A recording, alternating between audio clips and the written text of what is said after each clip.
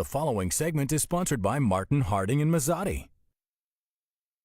You know, we've all heard commercials or seen commercials for prescription drugs which go on at length about potential side effects. They usually say it quickly at the end. One of our viewers asked why the commercials list so many of them. They also asked, wouldn't listing them all in a commercial make the product less attractive, make someone not want to take the drug? It's a fair point.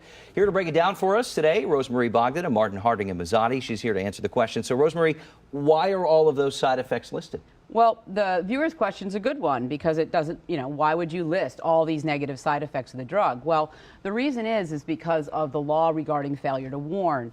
And basically the law is that if a drug company knows of a known risk or should have known and lists the risk and it happens to you, well, then they're not responsible for that negative side effect of the drug.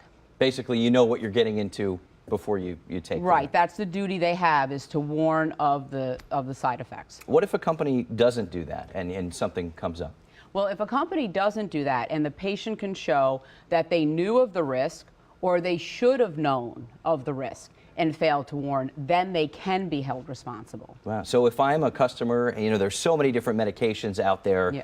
What can I do to protect myself when it comes to really being educated and knowing what I'm getting into? Well, I think everyone has to be their own advocate and definitely engage in a dialogue with your physician to ask about the drug, its track record, if there are alternatives, what the risks are. And the most important thing that people should really remember is the FDA approves drugs based upon the information given to it in large part by the manufacturer of the drug itself.